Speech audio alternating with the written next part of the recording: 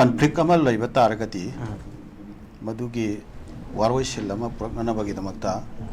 akoi dialogue haibasi tangai fatana tawtaba yadaba thabak amani ado haujik laiba dialogue si akoi conflict si hauraba matungda yamna thuna yangna masi paikhatlamba yaba yam thuna yangna paikatoramba yaba initiative amani adugi potsingdu matam chana paikhat khidraba matungda thengabasu thengna haujik karigomba khara paikhalakpase masimakti akhoigi yamna chamamnaba yamna uncertain oiba adumba yamna pakaba adugumba keno makhakta ahangba lamhang makhakta akhoigi asat tawningai oiba ko akhoigi mangal amakhak sum musi na buaraga su akhoi urakpado adumaina akhoigi keno makhak solution amakhak lakpa yagadra haibagi akhoi asa ma akoi thamoida haujiki laiba initiative sidage fill tawbobudi ngami toimasung akhoigi conflict tongan ba conflict mayam amakhaki matta solution puraknanabagi damakta paikhatpa akhoigi dialogue natragana akhoigi discussion natragana internet meeting karikra mayam che masigi modalities tongan le haijariba aduna manipur gi lairiba situation se da akhoigi kanglup ani gi marakta thuiba hujiki violence masi manipur gi waiba national interest ka so yamna mari leinaba wafam oibanina manipur as a whole manipur laiminariba kanglup punamakse masi akhoigi hairiba sigi waroi selama purappa matamda yamna muthau taba pusamadi oyeba ado initial da akhoigi kanglup ani gi marakta thuiba sigi matangda kanglup ani gi mioi sing tongan na manipur government na unana ba thabak paikhatkani natraga paikhati haibo afam mamangda statement da thambi khare na hujing miraj na so palle ko ado madumati akhoi public domain da akhoi paikhatkibagi pawdu akhoi hujik phawbati thoidokna udre adu akhoi kanglup ani gi mioi sing including akhoi naga brothers singi adumba MLA sing yauna phaminabage thaurang ama lakpasi ureba masigi chemistry se masi karino sini akhoi masina khidang akhoi confuse tawba matang ama yaureba ko masi akhoi manipur da akhoi chumna thajaba hanjalhananabagi akhoi maselge marakta phaminabagi adumba space ama phaminabagi kenoma akoi tangka ama suudana lakpado phaminaba phawbudi just phaminaba yarena dore phaminaba yarati whatever the differences akoi tapna akoi wari tawba yarani discussion tawba yarani mathang akoi substantial oiba issue sing da changba yarani haibagi confidence ama khak build up tawna bage tangkak tu oidoira natragana hanana mangjawna tongan ba adumba stakeholders singsi lusingba singse masi hana consult tawraga maduda akhoi prior understanding akhoi basic oiba prior understanding khara lainaradana madugi makha tarakpada paikhalakwa haujiki phaminabai khongthang si oidoira madusu khoi amna chamamnaba fauri angka masida akhoi ki amai horin khoi ngasai puthoki bo famse and masi mati yamna akhoi ki wahan thok leiba wahang amani question tori central government na amuk phawba haitare naga MLA kuki MLA maite MLA na differentiate tawraga purakhiba je leitrieba ado si sumaina differentiate tawrpa distinguish tawr is kari maram gino if they want to meet a kuki MLA ga moi hanu unai naga MLA ga hanu unai central gi meeting dagi moi gi atopa karamba pandam mama leibano haibagi question sineba angal kamaina yengbi masigi akoina hanadagi miraj hatum khanaraga lakpa akhoi gi lamdam chida leriba akhoi gi tongan ba kanglup ki miyam se masi manipur state as a whole akhoi sigi waiba collective interest ama khakta akhoi collective vision ama khakta akhoi central government na akhoi dil tawbidre partly macet khaiduaga kanglup furup ki khena ba mai magi tongan ba aspiration singse masi pairaga center na fazana masi sanabagi mami ba akhoi region se da mami tare manipur khakta natadana even manipur ga yumlon nariba state singse da phawba masi sanabagi region se da dumba play ma sanabagi achoba mami ma tare ꯑꯩꯈꯣꯏꯒꯤ ꯁꯤꯗꯩꯁꯤꯗ ꯂꯩꯔꯤꯕ ꯀꯥꯡꯂꯨꯞ ꯐꯨꯔꯨꯞ ꯃꯆꯥ ꯃꯌꯥꯝ ꯑꯃ ꯂꯩꯕꯁꯤꯒꯤ ꯑꯦꯗꯚꯥꯟꯇꯦꯖꯁꯦ ꯃꯁꯤ central ꯒꯚꯔꯟꯃꯦꯟꯠꯅ ꯐꯖꯅ ꯂꯧꯔꯦ ꯍꯥꯏꯕ ꯑꯩꯈꯣꯏ ꯍꯥꯟꯅꯗꯒꯤ ꯍꯥꯏꯅꯔꯒ ꯂꯥꯛꯏꯗꯅ ꯁꯤꯒꯤ ꯄꯣꯠꯁꯦ ꯍꯟꯗꯛꯀꯤ ꯄꯤꯁ ꯇꯣꯛꯁꯤꯗ ꯃꯃꯤ ꯇꯥꯏꯌꯦꯕ ꯑꯣꯀꯦ ꯑꯪꯀꯜ ꯋꯥꯐꯝ ꯑꯃꯅ ꯌꯥꯝ ꯇꯦꯟꯅ ꯁꯦꯝꯗꯪ ꯂꯥꯛꯆꯔꯒ ꯑꯩ ꯑꯣꯖꯥ ꯇꯣꯝꯖꯥꯗ ꯑꯃꯨꯛ ꯂꯥꯛꯆꯒꯦ ꯑꯩꯈꯣꯏꯒꯤ ꯄꯤꯁ ꯀꯃꯤꯇꯤ ꯑꯃꯈꯛ ꯁꯦꯝꯈꯤ ꯍꯥꯏꯇꯥꯔꯦ ꯌꯥꯝ ꯑꯉꯟꯕ ꯃꯇꯝꯗ ꯑꯩꯈꯣꯏꯒꯤ ꯏꯟꯗꯤꯌꯥꯒꯤ ꯄ꯭ꯔꯥꯏꯝ ꯃꯤꯅꯤꯁꯇꯔ ꯑꯣꯐꯤꯁꯇꯒꯤ ꯇꯧꯔꯀꯥꯟꯗ ꯑꯩꯈꯣꯏꯒꯤ ꯄꯤꯁ ꯀꯃꯤꯇꯤ ꯑꯃꯈꯛ ꯁꯦꯝꯈꯤ ꯍꯥꯏꯔꯤꯕ ꯄꯤꯁ ꯀꯃꯤꯇꯤꯁꯤ ꯃꯄꯨꯡ ꯐꯥꯅ ꯏꯝꯄ꯭ꯂꯤꯃꯦꯟ ꯇꯧꯕ ꯉꯝꯈꯤꯗꯕ ꯍꯥꯏꯇꯥꯔꯦ ꯃꯄꯨꯡ ꯐꯥꯅ ꯊꯕꯛ ꯇꯧꯕ ꯉꯝꯈꯤꯕꯁꯦ ꯑꯩꯈꯣꯏ ꯎꯗ꯭ꯔꯦ ꯍꯥꯏꯇꯥꯔꯦ ꯄꯤꯁ ꯀꯃꯤꯇꯤꯒꯤ ꯑꯥꯎꯠꯀꯝꯁꯦ ꯀꯩꯝꯇ ꯂꯥꯛꯈꯤꯗꯦ ꯑꯗꯨꯒ ꯄꯤꯁ ꯀꯃꯤꯇꯤꯒꯤ ꯏꯅꯤꯁꯤꯌꯦꯇꯤꯚꯁꯤꯃꯁꯨ ꯐꯦꯜ ꯑꯣꯏꯈꯤയെꯅ ꯂꯧꯖꯩ ꯍꯥꯏꯇꯥꯔꯦ ꯃꯁꯤ ꯐꯦꯜ ꯑꯣꯏꯕꯒꯤ ꯃꯔꯨꯑꯣꯏꯕ ꯃꯔꯝꯁꯦ ꯑꯩ ꯄꯤꯁ ꯀꯃꯤꯇꯤꯗ ꯑꯪꯀꯜꯁꯨ ꯌꯥꯎꯕ ꯃꯥꯜꯂꯦ ꯃꯤꯡꯁꯤꯀꯣ ꯑꯩꯅ ꯏꯐ ꯑꯥꯏ ꯔꯤꯀꯣꯜ ꯏꯠ ꯀꯔꯦꯛꯠꯂꯤ ꯑꯗꯣ ꯃꯁꯤꯒꯤ ꯄꯤꯁ ꯀꯃꯤꯇꯤ ꯍꯥꯏꯗꯅ ꯁꯦꯟꯇ꯭ꯔꯦꯜ ꯒꯚꯔꯟꯃꯦꯟꯠꯀꯤ ꯁꯨꯄꯔꯚꯤꯖꯟ ꯃꯈꯥꯗ ꯁꯦꯝꯈꯤꯕ ꯄꯤꯁ ꯀꯃꯤꯇꯤꯁꯤ ꯐꯦꯜ ꯑꯣꯏꯈꯤꯕꯒꯤ ꯋꯤꯗꯥꯎꯠ ꯑꯦ ꯁꯤꯡꯒꯜ ꯃꯤꯇꯤꯡ ꯍꯥꯏꯕ ꯇꯥꯔꯦ ꯄꯤꯁ ꯀꯃꯤꯇꯤꯁꯤꯒꯤ ꯑꯄꯨꯟꯕ ꯃꯤꯇꯤꯡ ꯑꯃꯨꯛ ꯐꯥꯎꯕ ꯇꯧꯗꯅ ꯃꯁꯤ ꯐꯦꯜ ꯑꯣꯏꯈꯤꯕꯒꯤ ꯃꯔꯨꯑꯣꯏꯕ ꯃꯔꯝꯁꯤ ꯀꯔꯤꯒꯤꯅꯦꯅ ꯅꯤꯡꯁꯤꯡꯕ ꯌꯥꯏ ꯍꯥꯏꯇꯥꯔꯦ ꯃꯁꯤ ꯍꯧꯖꯤꯛꯀꯤ ꯄꯤꯁ ꯀꯃꯤꯇꯤ ꯑꯃ ꯂꯥꯛꯈꯤꯕꯁꯦ ꯃꯁꯤ ꯑꯩꯈꯣꯏ ꯈꯠꯅꯔꯤꯕ ꯍꯧꯖꯤꯛ ꯀꯟꯅ ꯋꯥꯔ ꯖꯣꯟꯗ ꯍꯥꯏꯕ ꯇꯥꯔꯦ ꯑꯀꯟꯕ ꯈꯨꯠꯂꯥꯏ ꯊꯥꯡꯒꯠꯅꯗꯅ ꯇꯧꯅꯔꯤꯕ ꯑꯩꯈꯣꯏꯒꯤ ꯄꯥꯔꯇꯤꯀꯨꯂꯔ ꯀꯝꯃꯨꯅꯤꯇꯤ ꯑꯅꯤꯒꯤ ꯑꯗꯨꯝꯕ ꯃꯤꯑꯣꯏꯁꯤꯡ ꯌꯥꯎꯅꯀꯣ ꯑꯩꯈꯣꯏ ꯄꯥꯏꯈꯠꯄ ꯄꯤꯁ ꯀꯃꯤꯇꯤ ꯁꯦꯝꯃꯛꯄ ꯄꯤꯁ ꯀꯃꯤꯇꯤ ꯑꯣꯏꯅ ꯇꯧꯈꯤꯌꯦ ꯃꯇꯝꯗꯨꯗ ꯑꯗꯨꯅ ꯍꯥꯏꯔꯤꯕ ꯄꯤꯁ ꯀꯃꯤꯇꯤꯁꯤꯗ ꯌꯥꯎꯔꯤꯕ ꯇꯣꯉꯥꯟ ꯇꯣꯉꯥꯟꯕ ꯑꯩꯈꯣꯏꯒꯤ ꯋꯥꯔꯁꯤꯗ ꯑꯩꯈꯣꯏꯒꯤ ꯈꯟꯅꯕꯁꯤꯗ ꯌꯥꯎꯔꯤꯕ ꯏꯟꯚꯣꯜꯞ ꯇꯧꯔꯤꯕ ꯀꯥꯡꯂꯨꯞ ꯑꯅꯤꯒꯤ ꯃꯤꯌꯥꯝꯁꯦ ꯃꯁꯤ ꯑꯃꯅ ꯑꯃꯗ ꯊꯥꯖꯕ ꯂꯩꯅꯗ꯭ꯔꯤꯕꯀꯣ ꯑꯗꯨꯒ ꯐꯝꯃꯤꯟꯅꯕ ꯌꯥꯕꯒꯤ ꯑꯗꯨꯝꯕ ꯀꯟꯗ꯭ꯌꯨꯁꯤꯞ ꯏꯟꯚꯥꯏꯔꯣꯟꯃꯦꯟꯠꯇꯨ ꯂꯩꯇ꯭ꯔꯤꯕ ꯑꯗꯨꯒ ꯀꯥꯡꯂꯨꯞ ꯑꯃꯅ ꯀꯥꯡꯂꯨꯞ ꯑꯃꯒꯤ ꯃꯊꯛꯇ ꯑꯦꯂꯤꯒꯦꯁꯟ ꯌꯥꯝ ꯆꯥꯎꯅ ꯅꯨꯡꯉꯥꯏꯅꯗꯕ ꯂꯩꯅꯔꯤꯉꯩ ꯃꯇꯝ ꯑꯣꯏꯕꯅꯤꯅ ꯑꯗꯨꯗ ꯌꯥꯎꯔꯤꯕ ꯃꯦꯝꯕꯔꯁꯤꯡꯗꯣ ꯃꯗꯨ ꯑꯩꯈꯣꯏ ꯌꯥꯎꯅ ꯄꯤꯁ ꯀꯃꯤꯇꯤꯒꯤ ꯃꯤꯇꯤꯡ ꯄꯥꯡꯊꯣꯛꯄꯁꯦ ꯃꯁꯤ ꯑꯩꯈꯣꯏ ꯀꯩꯅꯣ ꯑꯣꯏꯔꯛꯇꯕꯀꯣ ꯄ꯭ꯔꯥꯛꯇꯤꯀꯦꯜ ꯑꯣꯏꯔꯛꯇꯕ ꯁꯤꯆꯨꯋꯦꯁꯟ ꯈꯔ ꯂꯥꯛꯈꯤꯕ ꯑꯗꯨꯒꯤ ꯃꯊꯛꯇ ꯀꯅꯥꯒꯨꯝꯕ ꯈꯔꯗꯤ ꯃꯁꯥ ꯈꯪꯍꯟꯗꯅ ꯃꯁꯥꯒꯤ ꯅꯣꯂꯦꯖ ꯌꯥꯎꯗꯅ ꯄꯤꯁ ꯀꯃꯤꯇꯤꯒꯤ ꯃꯦꯝꯕꯔꯗꯣ ꯃꯗꯨ ꯄꯤꯛ ꯑꯦꯟ ꯆꯨꯁꯗ ꯍꯥꯞꯄꯛꯄꯅꯤ ꯍꯥꯏꯕꯒꯤ ꯃꯁꯥꯅ ꯚꯂꯟꯇꯔꯤꯂꯤ ꯑꯩꯈꯣꯏ ꯄꯤꯁ ꯀꯃꯤꯇꯤꯒꯤ ꯃꯦꯝꯕꯔ ꯑꯣꯏꯖꯔꯔꯣꯏ ꯍꯥꯏꯗꯅ ꯑꯗꯨꯃꯥꯏꯅ ꯍꯥꯏꯔꯛꯄꯁꯨ ꯌꯥꯎꯔꯛꯄ ꯑꯗꯨꯅ ꯃꯔꯝ ꯑꯣꯏꯔꯀꯥꯟꯗ ꯍꯥꯏꯔꯤꯕ ꯄꯤꯁ ꯀꯃꯤꯇꯤꯁꯦ ꯃꯤꯇꯤꯡ ꯐꯝꯕ ꯉꯝꯗꯅ ꯂꯣꯏꯁꯤꯟꯈꯤꯕꯅꯤ ꯑꯩ ꯏꯁꯥꯃꯛꯁꯨ ꯑꯩꯈꯣꯏꯒꯤ ꯄꯥꯡꯒꯟ ꯀꯝꯃꯨꯅꯤꯇꯤꯒꯤ ꯑꯩꯈꯣꯏ ꯀꯩꯅꯣ ꯃꯍꯨꯠ ꯁꯤꯜꯂꯒ ꯍꯥꯏꯕ ꯇꯥꯔꯦ ꯑꯩ ꯌꯥꯎꯏ ꯃꯇꯝꯗꯨꯗ ꯑꯩꯈꯣꯏꯗꯤ ꯋꯦꯜꯀꯝ ꯑꯗꯨꯝ ꯇꯧꯖꯈꯤ any kind of opportunities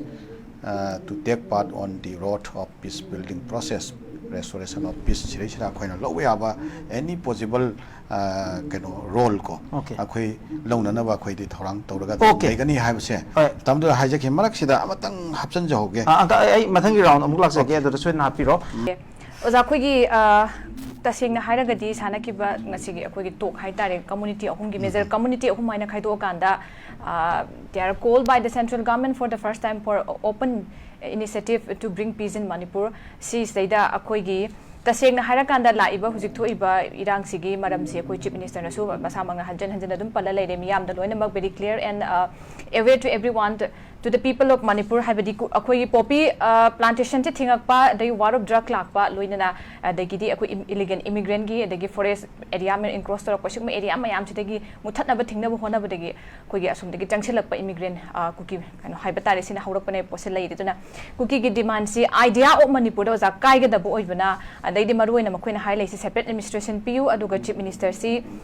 resign to haiba wafam si adum leibendana swai wai gi area sida adum akhoi pukhala agadi ꯌꯥꯔꯣꯏꯗꯕ ꯐꯤꯕꯝꯁꯦ ꯑꯗꯨꯝ ꯂꯥꯛꯀꯗꯕ ꯂꯩꯕꯟꯗꯅ ꯃꯁꯤꯗ ꯑꯩꯈꯣꯏꯅ ꯀꯔꯝꯕ ꯃꯤꯇꯤꯡ ꯄꯣꯏꯟꯠꯇ ꯆꯪꯁꯤꯜꯂꯒꯗꯤ ꯍꯦꯟꯅ ꯃꯍꯩ ꯌꯥꯟꯕ ꯄꯣꯠꯇ ꯂꯥꯛꯄꯒꯤ ꯄꯣꯠ ꯑꯣꯏꯅ ꯑꯣꯏꯔꯝꯒꯅꯤ ꯀꯃꯥꯏꯅ ꯊꯝꯕꯤꯅꯤꯡꯉꯤ ꯑꯣꯖꯥ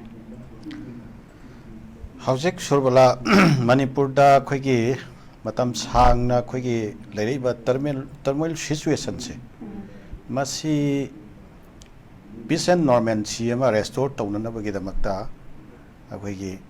ꯇꯣꯉꯥꯟꯕ ꯂꯦꯚꯦꯜꯗ ꯂꯩꯔꯤꯕ ꯑꯩꯈꯣꯏꯒꯤ ꯃꯤꯑꯣꯏꯁꯤꯡ ꯌꯥꯅꯗꯕ ꯃꯤꯑꯣꯏꯁꯤꯡ ꯐꯝꯃꯤꯟꯅꯔꯒ ꯑꯩꯈꯣꯏꯒꯤ ꯃꯥꯒꯤ ꯑꯣꯏꯕ ꯑꯦꯁꯄꯤꯔꯦꯁꯟꯁꯤꯡ ꯍꯥꯏꯅꯕ ꯐꯣꯡꯗꯣꯛꯅꯕ ꯑꯗꯨꯒ ꯃꯗꯨ ꯀꯃꯟ ꯑꯣꯏꯕ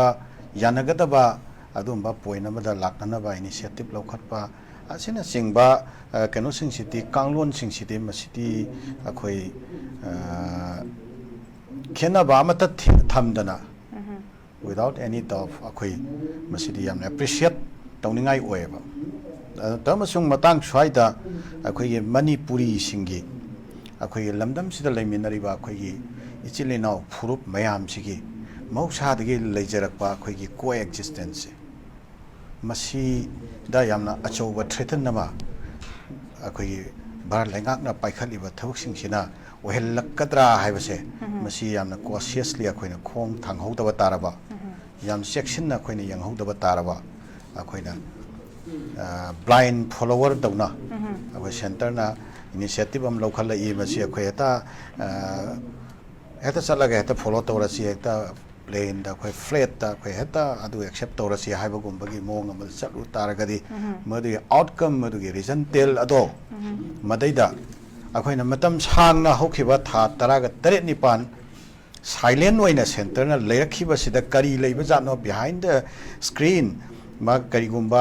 ꯀꯔꯤꯒꯨꯝꯕ ꯈꯔ ꯂꯩꯕ ꯖꯥꯠꯂꯥ ꯃꯥꯒꯤ ꯑꯔꯣꯟꯕ ꯍꯤꯗꯟ ꯑꯦꯖꯦꯟꯗꯥ ꯈꯔ ꯂꯩꯕ ꯖꯥꯠꯂꯥ ꯍꯥꯏꯅ ꯑꯩꯈꯣꯏꯅ ꯈꯜꯂꯒ ꯂꯥꯛꯏꯕ ꯄꯣꯠꯁꯤꯡꯗꯣ ꯃꯗꯨꯒꯤ ꯑꯥꯎꯠꯀꯝ ꯑꯃ ꯑꯩꯈꯣꯏꯒꯤ ꯑꯩꯈꯣꯏ ꯂꯤꯖꯤꯇꯤꯃꯥꯏꯖ ꯇꯧꯅꯅꯕ ꯑꯥꯎꯠꯀꯝ ꯑꯃ ꯃꯌꯥꯝꯗ ꯄꯨꯊꯣꯛꯄ ꯌꯥꯅꯅꯕꯒꯤ ꯂꯥꯂꯣꯡꯗꯣ ꯁꯤꯟ ꯂꯣꯏꯔꯀꯥꯟꯗ ꯃꯗꯨꯒꯤ ꯄꯣꯠꯇꯨ ꯄꯨꯊꯣꯔꯛꯄ ꯑꯣꯏꯅ ꯇꯧꯔꯝꯃꯒ ꯃꯗꯩꯗ ꯑꯩꯈꯣꯏꯁꯤ ꯀꯩꯅꯣ ꯇꯧꯕ ꯆꯠꯄ ꯑꯣꯏꯅ ꯑꯩꯈꯣꯏꯒꯤ ꯑꯦꯛꯁꯦꯞ ꯇꯧꯕ ꯆꯠꯄ ꯑꯣꯏꯅ ꯚꯦꯂꯤꯗꯦꯁꯟ ꯇꯧꯕ ꯆꯠꯄ ꯑꯣꯏꯅ ꯊꯣꯛꯎꯕ ꯇꯥꯔꯒꯗꯤ ꯑꯩꯈꯣꯏ 1949ꯒꯤ ꯃꯔꯖꯔ ꯑꯦꯒ꯭ꯔꯤꯃꯦꯟꯒꯤ ꯑꯅꯤꯁꯨꯕ ꯑꯦꯄꯤꯁꯣꯗꯇꯨ ꯁ꯭ꯋꯥꯏꯗ ꯂꯥꯛꯄ ꯑꯣꯏꯅ ꯑꯩꯈꯣꯏ ꯑꯃꯨꯛ ꯊꯣꯛꯈꯤꯒꯗ꯭ꯔꯥ ꯍꯥꯏꯕꯒꯤ ꯑꯦꯄ꯭ꯔꯤꯍꯦꯟꯁꯟꯁꯦ ꯃꯁꯤ ꯌꯥꯝ ꯀꯣꯁꯤꯌꯁꯂꯤ ꯑꯩꯈꯣꯏꯒꯤ ꯁ꯭ꯇꯦꯠꯁꯤꯒꯤ ꯂꯨꯆꯤꯡꯕꯁꯤꯡꯒꯤ ꯊꯥꯛꯇ ꯃꯁꯤ ꯑꯩꯈꯣꯏ ꯈꯟꯅ ꯅꯩꯅꯕ ꯑꯣꯏꯍꯟꯅꯤꯡꯉꯦꯕ ꯑꯗꯨꯒ ꯁꯨꯔꯕꯂꯥ ꯃꯁꯤꯁꯤꯗ ꯌꯥꯝꯅ ꯂꯨꯔꯤꯕꯗꯤ ꯉꯁꯥꯏ ꯑꯩꯈꯣꯏꯒꯤ ꯇꯥꯃꯣ ꯀꯩꯅꯣꯅꯁꯨ ꯍꯥꯏꯕꯤꯈ꯭ꯔꯦ ꯑꯩꯈꯣꯏ ꯃꯃꯥꯡꯗ ꯑꯩꯈꯣꯏꯒꯤ ꯏꯟꯗꯤꯌꯥ ꯄꯥꯀꯤꯁꯇꯥꯟ ꯑꯅꯤꯁꯤ ꯄꯥꯔꯇꯤꯁꯟ ꯀꯔꯝꯍꯥꯏꯅ ꯇꯧꯈꯤꯕꯅꯣ ꯍꯥꯏꯕꯗ ꯑꯩꯈꯣꯏꯒꯤ ꯕ꯭ꯔꯤꯇꯤꯁꯅ ꯚꯥꯔꯠꯁꯦ ꯊꯥꯗꯣꯛꯑ ꯆꯠꯈꯤꯕ ꯀꯥꯟꯗ ꯑꯩꯈꯣꯏꯒꯤ ꯚꯥꯔꯠ ꯀꯧꯕ ꯂꯩꯄꯥꯛ ꯑꯃ ꯁꯥꯎꯠ ꯏꯁ ꯑꯦꯁꯤꯌꯥꯗ ꯌꯥꯝꯅ ꯑꯆꯧꯕ ꯁꯨꯄꯔ ꯄꯋꯥꯔ ꯀꯟꯇ꯭ꯔꯤ ꯑꯃ ꯍꯌꯦꯡ ꯏꯃꯔꯖ ꯇꯧꯔꯛꯄ ꯌꯥꯏ ꯑꯗꯨꯅ ꯃꯁꯤꯒꯤ ꯄꯣꯠꯁꯤ ꯑꯩꯈꯣꯏ ꯍꯤꯟꯗꯨ ꯃꯨꯁꯂꯤꯝꯒꯤ ꯀꯩꯅꯣꯗ ꯗꯤꯕꯤꯖꯟ ꯁꯤꯗꯩꯁꯤꯗ ꯊꯨꯒꯥꯏꯕꯤꯔꯝꯃꯒꯦ ꯃꯣꯏ ꯆꯠꯈꯤꯕ ꯀꯥꯟꯗ ꯍꯥꯏꯅ ꯄ꯭ꯂꯥꯟ ꯇꯧꯔꯝꯃꯒ ꯊꯨꯒꯥꯏꯔꯝꯕꯒꯤ ꯄꯣꯠꯁꯤ ꯑꯁꯦꯡꯕ ꯀꯣꯖ ꯑꯣꯏꯅ ꯂꯩꯔꯝꯕ ꯃꯨꯁꯂꯤꯝꯗꯁꯨ ꯅꯈꯣꯏꯒꯤꯗꯣ ꯑꯣꯏꯍꯟꯒꯅꯤꯅ ꯊꯥꯖꯕ ꯄꯤꯕ ꯍꯤꯟꯗꯨꯗꯁꯨ ꯃꯨꯁꯂꯤꯝꯒ ꯄꯨꯜꯂꯨꯔꯅꯨ ꯍꯥꯏꯕꯒꯤ ꯑꯗꯨꯝ ꯀꯩꯅꯣ ꯄꯤꯕ ꯏꯟꯁꯥꯏꯠ ꯇꯧꯕ ꯁꯤꯒꯤ ꯄꯣꯠꯁꯤ ꯂꯝꯗꯝꯁꯤꯗ ꯂꯩꯔꯤꯕ ꯅꯥꯒꯥ ꯏꯟꯁꯔꯖꯦꯟꯁꯤꯒꯤ ꯑꯣꯏꯔꯣ ꯃꯁꯤꯒꯤ ꯁꯣꯂꯨꯁꯟ ꯑꯃ ꯄꯤꯅꯅꯕ ꯀꯨꯀꯤꯒꯤꯁꯨ ꯁꯣꯂꯨꯁꯟ ꯑꯃ ꯄꯤꯅꯅꯕ ꯑꯗꯨꯒ ꯁꯣꯝ ꯅꯥꯀꯟꯗ ꯁꯣꯚꯔꯦꯟꯇꯤ ꯗꯤꯃꯥꯟ ꯇꯧꯔꯤꯕ ꯑꯩꯈꯣꯏ ꯃꯩꯇꯩ ꯏꯟꯁꯔꯖꯦꯟ ꯀꯥꯡꯕꯨ ꯚꯦꯂꯤ ꯏꯟꯁꯔꯖꯦꯟ ꯀꯥꯡꯕꯨ ꯍꯥꯏꯕ ꯇꯥꯔꯦꯅꯦ ꯃꯅꯤꯄꯨꯔꯒꯤ ꯑꯄꯨꯟꯕ ꯅꯣꯃꯦꯟꯀ꯭ꯂꯦꯆꯔ ꯍꯥꯟꯅꯒꯤ ꯀꯥꯏꯍꯟꯕ ꯌꯥꯔꯣꯏꯅ ꯗꯤꯃꯥꯟ ꯇꯧꯔꯤꯕ ꯁꯤꯒꯤ ꯀꯥꯡꯕꯨꯁꯦ ꯃꯁꯤꯁꯨ ꯄꯔꯃꯅꯦꯟꯠꯂꯤ ꯑꯦꯛꯁꯇꯤꯡꯒ꯭ꯋꯤꯁ ꯇꯧꯅꯅꯕ ꯑꯗꯨꯒꯤ ꯄꯣꯠ ꯑꯃ ꯑꯗꯨꯒ ꯃꯃꯥꯡꯗ ꯑꯩꯈꯣꯏꯒꯤ ꯍꯥꯏꯅꯕ ꯃꯥꯒꯤ ꯖꯤꯑꯣ ꯄꯣꯂꯤꯇꯤꯛꯁꯀꯤ ꯀꯔꯤꯒꯤ ꯃꯥꯒꯤ ꯂꯩꯔꯤꯕ ꯏꯟꯇꯔꯦꯁ ꯃꯌꯥꯝꯗꯨ ꯌꯦꯡꯉꯀꯥꯟꯗ ꯃꯁꯤ ꯌꯥꯝꯅ ꯏꯟꯗꯤꯌꯥꯅ ꯇꯦꯛꯐꯨꯜꯂꯤ ꯌꯥꯝ ꯀꯣꯁꯤꯌꯁꯂꯤ ꯑꯩꯈꯣꯏꯒꯤ ꯃꯔꯛꯁꯤꯗꯩꯁꯤꯗ ꯈꯥꯏꯗꯣꯛ ꯈꯥꯏꯖꯤन ꯇꯧꯔꯒ ꯑꯩꯈꯣꯏ ꯀꯥꯡꯂꯨꯞ ꯐꯨꯔꯨꯞꯀꯤ ꯃꯔꯛꯁꯤꯗꯩꯁꯤꯗ ꯁꯥꯟꯅꯔꯒ ꯊꯥꯡꯖꯤꯜꯂꯛꯄ ꯈꯣꯡꯊꯥꯡꯗ ꯑꯩꯈꯣꯏꯒꯤ ꯁ꯭ꯇꯦꯠꯁꯤꯒꯤ ꯂꯨꯆꯤꯡꯕꯁꯤꯡꯅ ꯃꯗꯨ ꯀꯔꯤꯅꯣ ꯍꯥꯏꯕ ꯐꯖꯅ ꯆꯦꯛ ꯑꯦꯟ ꯕꯦꯂꯦꯟꯁ ꯐꯖꯅ ꯇꯧꯍꯧꯗꯕꯒꯤ ꯍꯌꯦꯡ ꯅꯨꯡꯉꯥꯏꯇꯕꯗो ꯃꯗꯨ ꯂꯥꯛꯇꯅꯅꯕ ꯑꯗꯨꯒ ꯃꯔꯤ ꯂꯩꯅꯕ ꯋꯥꯈꯜꯂꯣꯟꯗ ꯑꯩꯈꯣꯏꯅ ꯈꯤꯇꯪ ꯑꯩꯈꯣꯏ ꯁꯖꯦꯁ ꯇꯧꯅꯤꯡꯉꯦꯕ ꯃꯅꯤꯄꯨꯔꯗ ꯂꯩꯔꯤꯕ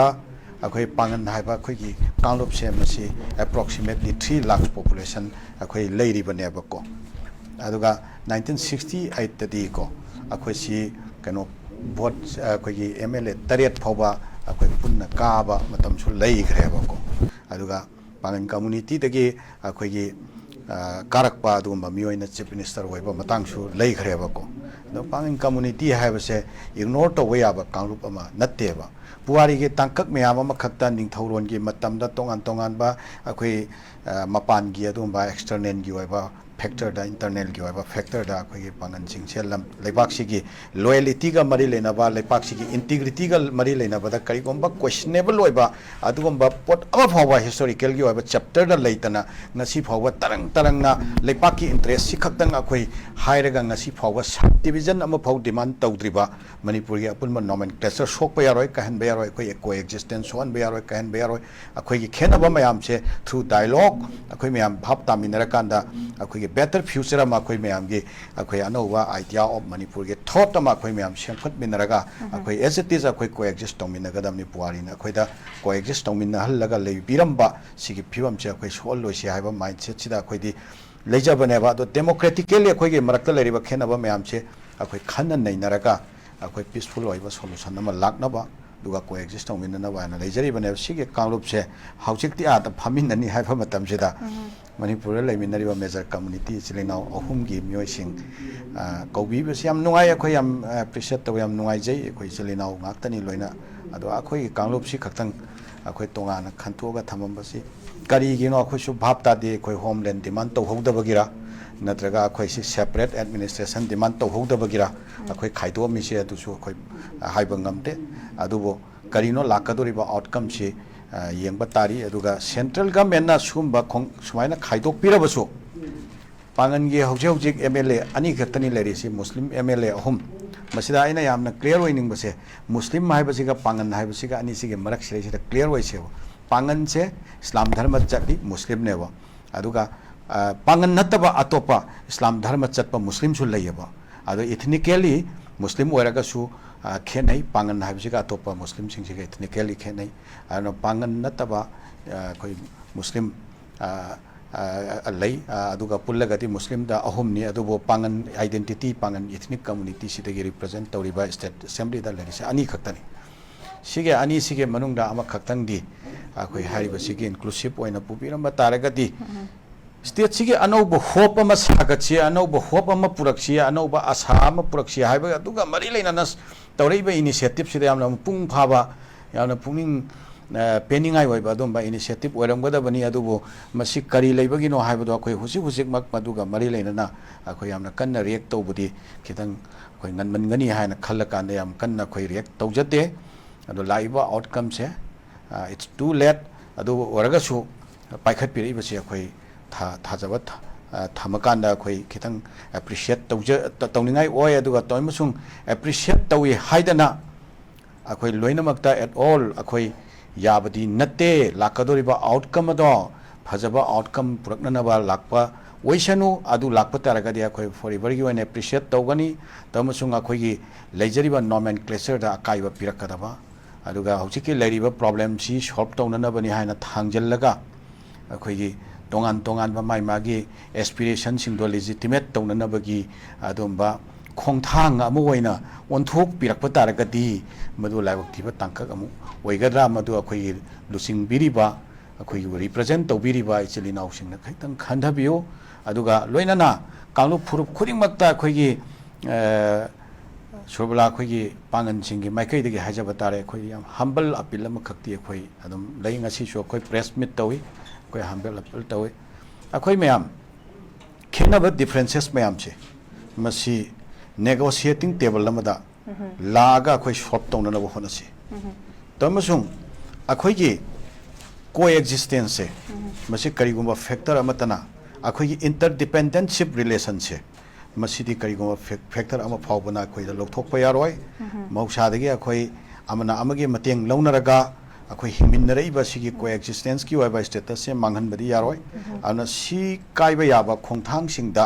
अखोयना संगछल्लुबा मतमदा अखोयगे पंडोरागी बॉक्स थुगाइबदौना अमुक अनौबा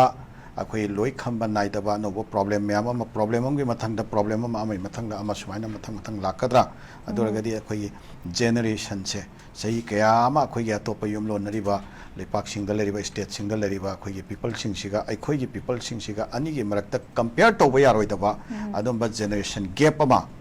अखोय लेहौदना अखोयसे मालेमगे लैमाइदा ख्वाइदगे लाइबक थीबा फ्यूचर जेनरेशन अमा अखोय लाकदोरिबा जेनरेशन से ओइहौगद्रा हाबसे मसी अखोय ngasiगे मिरोनना वखल खंथा हौद्रगति मदो डिस्पाइट ऑफ अखोयगे differences of the community lines अखोय लोइनमक इचिलिनाउ ngakतनी ह्यूमैनिटी बेसिस ता इचिलिनाउ ngakतनी हाना खलगा अखोय मसी खंथामिना हौद्रगति तुंगदा काइबा लाकनी अदुना पीस टॉक लाकपसे मसीदी अखोय एप्रिशिएट तौसी तमसुंग लाकदोरिबा पीस टॉक से मसीदा अखोय इचिलिनाउसिंगी मरक्ता नतबा इचिलिनाउसिंगी तोंगान तोंगान बे एस्पिरेशन दुबुदी अखोय मदु डायलूट तौननबा खेनबा सिंगदु डायलूट तौननबा अदुगा अखोय कमन ओइबा मीटिंग पॉइंट अमा लाकनबा अखोय अदुगी वखलदु अखोय लेरकदोइनी तमसुंग सेंटरना सानरिबा पोचे मसे मबुक शेप पॉलिसी अमा ओइरमदना अखोय सी सेंटर की मबुक शेप पॉलिसी सिगी विक्टिम अखोय ओइ हौगद्रा हाइबसे मसी लाकपा मतमदा कनागुंबा कांगलुप अमतदा अपानना तोंजरगा कनागुंबा कांगलुप अमतदा मांगहनबा कनागुंबा कांगलुप अमदा तोंजबा सुबगे मोंगदसु लाकदो मानदे अखोय लोइनमक्सी का फिबम अमदा नत्रगा फिबम अमदा सेंटर की मबुक शेप पॉलिसी सिगी विक्टिम ओरकपा याबगी ओइथोकपा लै ममांगदा अखोयगी हुजि हुजि उरिबा रियलिटीज मयाम सिना ताकपदुनी अइना हाइजरिसी स्वाय मतंग से खितंग कॉशियसली चटमिनसी अदुगा अखोयदी ꯁꯨꯔꯕꯂꯥ ꯑꯩꯈꯣꯏꯒꯤ ꯑꯣꯏꯕ ꯃꯥꯏꯀꯩꯗꯒꯤ ꯍꯥꯏꯖꯕ ꯇꯥꯔꯦ ꯑꯩꯈꯣꯏ ꯂꯝꯗꯝꯁꯤꯗ ꯂꯩꯃꯤꯟꯅꯔꯤꯕ ꯏꯆꯤꯜ ꯏꯅꯥꯎ ꯃꯌꯥꯝꯁꯦ ꯃꯁꯤ ꯑꯩꯈꯣꯏꯒꯤꯗꯤ ꯇꯠꯅ ꯊꯥꯅꯕ ꯌꯥꯗ꯭ꯔꯕ ꯏꯆꯤꯜ ꯏꯅꯥꯎ ꯉꯥꯛꯇꯅꯤ ꯇꯠꯅ ꯊꯥꯅꯗꯅ ꯑꯗꯨꯝ ꯄꯨꯟꯅ ꯑꯦꯖ ꯏꯠ ꯏꯁ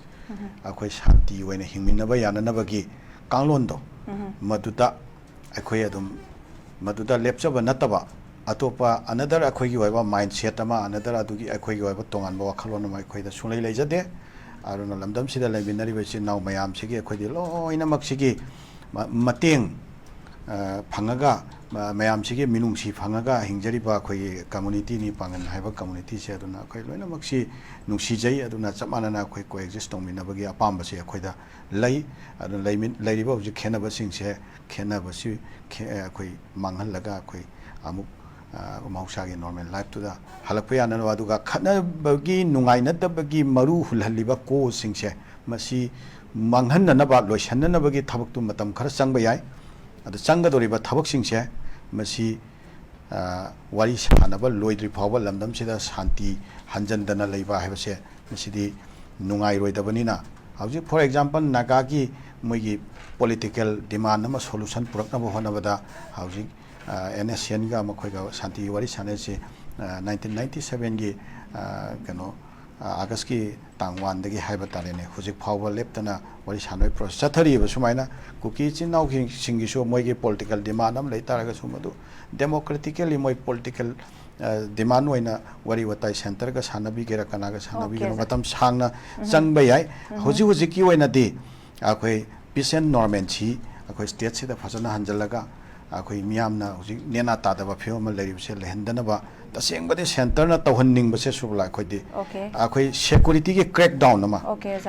ꯂꯝꯗꯝꯁꯤꯗ ꯂꯩꯔꯤꯕ ꯏꯂꯤꯒꯦꯟ ꯑꯥꯔꯝꯁꯤꯡꯁꯤ ꯅꯠꯇ꯭ꯔꯒ ꯑꯥꯏꯟ ꯀꯥꯏꯅ ꯊꯕꯛ ꯇꯧꯔꯤꯕ ꯏꯟꯗꯤꯌꯥꯒꯤ ꯑꯥꯏꯟ ꯊꯨꯒꯥꯏꯔꯒ ꯊꯕꯛ ꯇꯧꯔꯤꯕ ꯃꯤꯁꯤꯡꯁꯤꯒꯤ ꯃꯊꯛꯇ ꯂꯣꯁꯤ ꯐꯖꯅ ꯏꯟꯐꯣꯔꯁ ꯇꯧꯔꯒ ꯑꯩꯈꯣꯏꯒꯤ ꯐꯖꯅ ꯂꯣꯁꯤ ꯐꯖꯅ ꯆꯠꯅꯍꯜꯂꯒ ꯊꯝꯃꯕ ꯃꯇꯨꯡꯗ ꯃꯁꯤꯒꯤ ꯈꯦꯠꯅꯕ ꯗꯤꯐ꯭ꯔꯦꯟꯁꯦꯁꯁꯤꯡꯁꯦ ꯀꯣꯛꯍꯟꯅꯅꯕꯒꯤꯗꯃꯛꯇ ꯋꯥꯔꯤ ꯁꯥꯟꯅꯕꯒꯤ ꯈꯣꯡꯊꯥꯡꯁꯤ ꯂꯧꯈꯠꯄꯤꯔꯝ ꯇꯥꯔꯒꯗꯤ ꯍꯦꯟꯅ ꯃꯍꯩ ꯌꯥꯜꯂꯝꯒꯗ꯭ꯔꯥ ꯍꯥꯏꯅ ꯑꯗꯨꯃꯥꯏꯅꯁꯨ ꯈꯜꯂꯤ Yam nungaijay Oza, yes, we do appreciate this meeting, this initiative taken by the central government. Kaukalai akoina ako appreciate tawi tawbatabu masida lakadoba outcome siki matang laiba wahang jaiba tariga idea of Manipur da soktaba punna coexist minariba community singsigi apun big interest soktaba adudagi soktaba akogi mayam sigi tangdu leitaba lamdamama uraknaba mayamna pamme posedom da mayon da laktaragadi yamna phaba mayamna su koina khawrang ngai di phaiba potu oidarimni madugi ona tainabada laktaragadi haiba wahang kini mayam akhoi ai uza jalanda laksege mo uza akhoi huziki matang se uza asigi matang ki lakcharakanda akoina tasengna hairakanda akhoi sidaisida huziki government of India na akhoi irang ase hek tholakpa hobadagi since May 4, 2023 dagi haurakpadagi yengiba miteng sida penadaba mayamam haiba tari masigi wahang mayamam hanganga sisu leidi at the same time security forces singi penadaba thong mayamam akoina thengkhang mayamam do ugre haiba tari adak recently akoida RPG kapsilakpa dagi di drone bombing attack torakpa misi mina mayam yawgiba do fawba akoigi yamna singthaningai oba army officers sing haiba tari tawgidi yawde haibagi pot amasu leidi bini haiba tari aduna swagi matang sida laisi akoina karigumba kai haine akoigi khara da yenga kanda hiram khara da yenga kanda akoigi toke chathaki ba taragadi masina akoigi yamna kadai phawba masina haipura kadna trakanda akoigi idea ko Manipur ki state da kayam akai ba lakaduna haibase nungnang ba ki ba mandi nung hang sum hangi ba ta swai area se ozai kari mo le taseng na haraga to be honest swai area se ne koina question ma'am arise to ise kamai tham biding uza government of India ge miyeng da tiko akoigi labdam amada region amada lairiba people se masi mage kanglup ki oiba khenaba natraga region du gi oiba khenaba miyeng da magi oiba tongan ba political aspiration ama lakhallakanda natraganda laakanda madugi line to the tongan na differently deal tawse aduga lamdam to the leriba miyam dugi oiba common aspiration amada government of India da bargain torakpadu madu face tawbadagi di hena live hele ba India gi oiba miyeng da aduna maram orakanda akoigi lamdam sida leriba akoigi people singse magi tongan ba kanglup ki line da deal tawna bagi wakhal se government of India dagi madu khaningai oiba adumba wafam ama akoina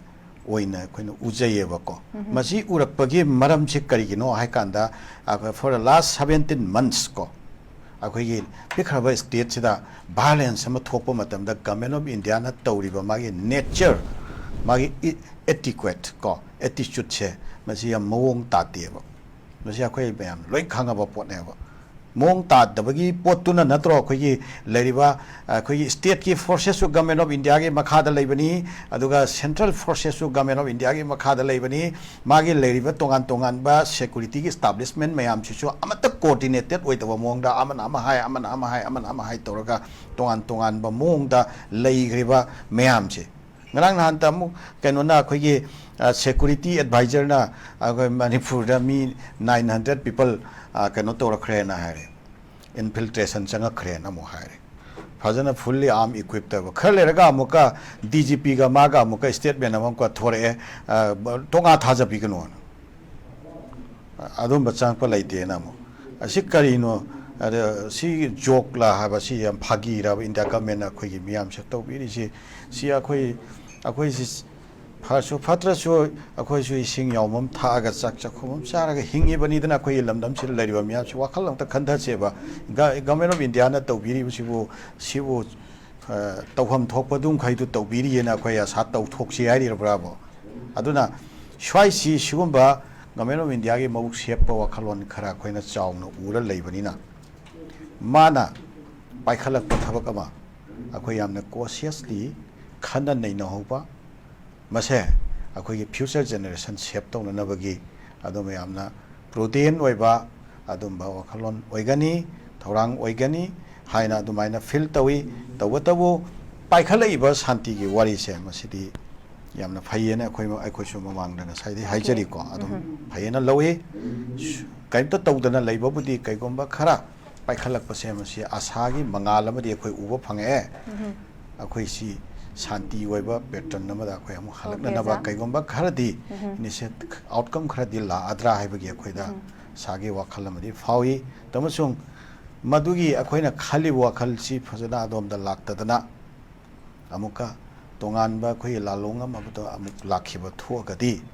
ꯑꯩꯈꯣꯏꯅ ꯅꯍꯥꯟꯗꯒꯤ ꯋꯥꯔꯒ ꯂꯥꯛꯈꯤꯕ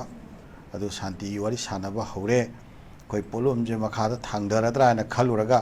ꯌꯦꯠ ꯊꯪꯕ ꯂꯦꯡꯕꯥꯟꯗ ꯄꯨꯔꯝꯕ ꯄꯣꯠꯂꯨꯝꯗ ꯑꯣꯏ ꯊꯪꯕ ꯂꯦꯡꯕꯥꯟꯗ ꯑꯃꯨꯛ ꯁꯤꯟꯕꯗꯧꯅ ꯊꯣꯛꯀꯗꯕ ꯅꯠꯇ꯭ꯔꯒ ꯀꯣꯛꯇ ꯑꯃꯨꯛ ꯊꯥꯡꯒꯠꯄ ꯑꯣꯏꯅ ꯊꯣꯛꯀꯗꯕ ꯄꯣꯠꯂꯨꯝ ꯑꯃ ꯑꯅꯧꯕ ꯄꯣꯠꯂꯨꯝ ꯑꯣꯏꯅ ꯑꯃꯨꯛꯀ ꯂꯪꯁꯟꯕꯤꯔꯛꯇꯅ ꯑꯩꯈꯣꯏꯒꯤ ꯖꯦꯅꯦꯔꯦꯁꯟꯁꯤꯒꯤ ꯐ꯭ꯌꯨꯆꯔꯒꯤ ꯃꯇꯤꯡ ꯑꯩꯈꯣꯏꯒꯤ ꯐ꯭ꯌꯨꯆꯔꯒꯤ ꯑꯦꯁꯄꯤꯔꯦꯁꯟ ꯑꯩꯈꯣꯏꯒꯤ ꯐ꯭ꯌꯨꯆꯔꯒꯤ ꯍꯣꯞ ꯂꯣꯏꯅꯃꯛꯁꯦ ꯑꯩꯈꯣꯏ ꯂꯣꯏ ꯆꯥꯊꯣꯛꯈ꯭ꯔꯀꯥꯟꯗ ꯃꯊꯤꯕꯣꯡ ꯌꯥꯎꯗ꯭ꯔꯕ ꯃꯍꯥꯝ ꯇꯥꯔꯕ ꯈꯨꯟꯅꯥꯏ ꯑꯃꯈꯛ ꯑꯣꯏꯅ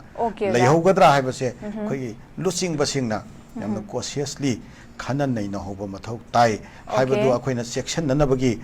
ꯈꯟꯅ ꯅꯩꯅꯕꯒꯤ ꯄꯥꯔꯠꯁꯤꯗ ꯑꯩꯈꯣꯏꯅ ꯅꯤꯡꯁꯤꯡꯕꯒꯤ ꯋꯥꯅꯤ ꯑꯗꯨꯒ ꯍꯧꯖꯤꯛꯀꯤ ꯆꯠꯊꯔꯛꯏꯕ ꯊꯕꯛꯁꯦ ꯃꯁꯤ ꯑꯩꯈꯣꯏ